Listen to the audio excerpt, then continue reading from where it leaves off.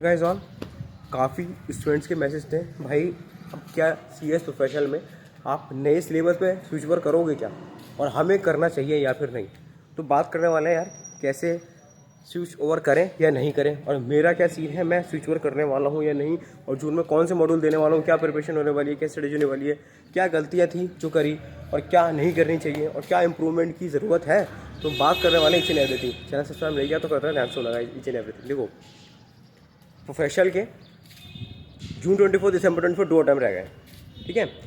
December 24 is the last attempt, ठीक है। Switch over करना है या नहीं करना है, देखो ध्यान सुनना ईच एंड एवरीथिंग। अगर मैं बात करूँ सीएस प्रोफेशनल मॉड्यूल 3, अगर आपका मॉड्यूल 3 क्लियर है तो आपको फंडिंग वाला जो पेपर है ना फिर से देने की ज़रूरत नहीं है। Is that clear.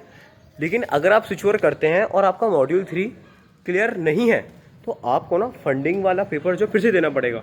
और फंडिंग के ना पेपर में बिल्कुल अलग चेंज आ चुका है, समझ रहे हो, पूरा चेंज है, स्टैटिक मैनेजमेंट आ गया है। तो जिसने अगर ओल्ड सिलेबस में अच्छे से पढ़ रखा है फंडिंग एंड लिस्टिंग, तो आपको फिर से पढ़ना पड़ेगा स्टार्टिंग से वो वाला सब्जेक्ट, है ना। अब जब आप वो वाला सब्जेक्ट फिर से पढ़ोगे तो पूरा चेंज आएगा। अब 3 महीने बचे हैं, 3 महीने में क्या फिर से मॉड्यूल पढ़ोगे पूरा।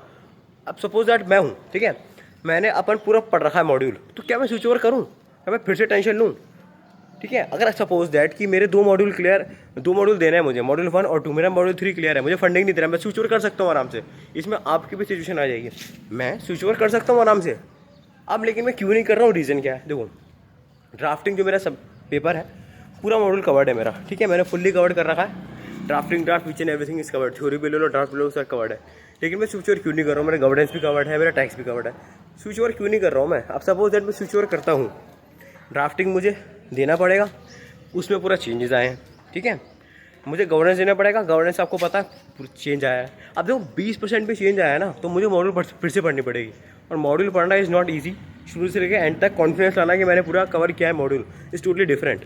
तो उसको करने के लिए ना आपको पूरा मेहनत करनी पड़ेगी, ठीक है, पूरा मॉड्यूल पढ़ना पड़ेगा। अब इतना मेरे पास टाइम नहीं है फिर से न्यू मॉड्यूल पढ़ूँ।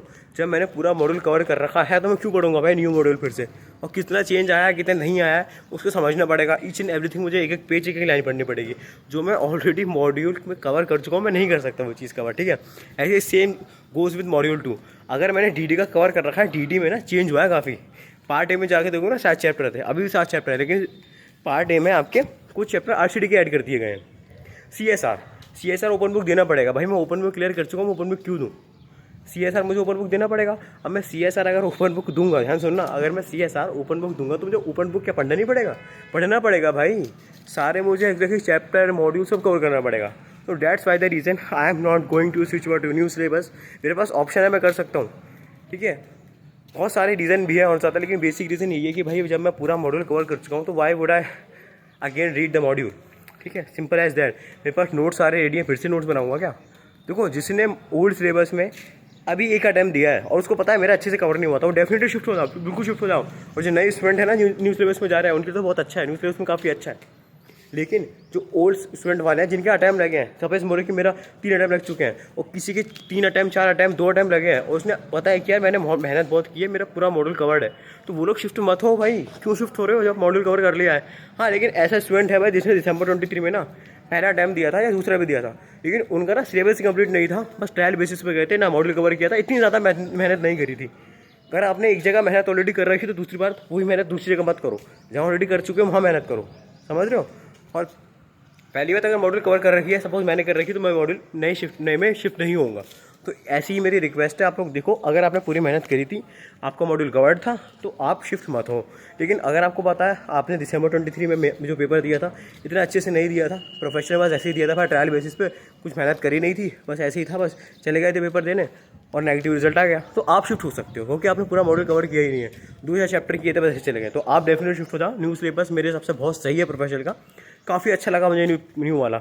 अगर मेरा ये पहला अटैम्प्ट होता ना तो शायद मैं शिफ्ट हो जाता, क्योंकि आप देख सकते हो ना काफ़ी ब्यूटीफुल चैप्टर्स हैं वहाँ पे, काफ़ी ब्यूटीफुल पार्ट। देखो तो सबसे अच्छी बात पता है, हर सिलेबस में ना, हर सब्जेक्ट में ना पार्ट दे रखे हैं, चाहे ओपन बुक ले लो, ओपन बुक तक में पार्ट है यार। सीएसआर में पार्ट दे रखे हैं 2, तो बहुत अच्छा लगा मुझे। मैं ऑलरेडी बना चुका हूँ वीडियो, आप देख लेना, नहीं देखो तो। बाकी आप लोग बहुत अच्छा आपको लगेगा न्यू सिलेबस में जाके, कि जिसने ऑलरेडी मेहनत करी है भाई वो मत करो मेरे हिसाब से। तो आपका सबसे बड़ा क्वेश्चन भाई, क्या आप शिफ्ट करोगे न्यू सिलेबस में? तो आंसर इज़ नो। क्या हमें करना चाहिए? मैंने बता दिया है, सिचुएशन बता दी आपको। फर्स्ट अटैम्प्ट था, मेहनत नहीं की थी, डेफिनेटली शिफ्ट हो जाओ। मेहनत कर चुके हो, 2-3 टर्म दे चुके हो, तो मत हो भाई, ठीक है। मतलब फिर से आपको पढ़ना पड़ेगा। मैंने 3 महीने में रिवीजन कर सकता हूँ, 3 महीने में स्क्रैच से नहीं पढ़ सकते, सिंपल एज दैट। मेरे पास 3 महीने है, मैं रिवीजन कर सकता हूँ। मैं स्क्रैच से पढ़ना चाहूँ, मॉडल उठा के पढ़ना चाहूँ, मेरे से नहीं हो पाएगा, ठीक है। मैं सिंगल मॉडल भी मुश्किल से दे पाऊँगा, इसलिए कह रहा हूँ आप अपनी सिचुएशन देखो, उसके हिसाब से चेंज करो। बाकी आप लोग बताओ, मैं यहाँ बाहर टेल की वीडियो क्यों बना रहा हूँ, मैं सेपरेट रूम में क्यों नहीं बना रहा? आप लोग बताओ कमेंट सेक्शन में, जिसको पता what is the reason behind this. बाकी if you like the video, hit the like button, subscribe the channel. Last video very guys, share as much as you can. मिलते हैं नेक्स्ट वीडियो में, मस्त तरीके से पढ़ते रहो, सब तरीके से पढ़ते रहो। All the best for the examination. Tata bye see you later, all the best. Negative result आया, कोई ना गाइस, इंप्रूव करेंगे।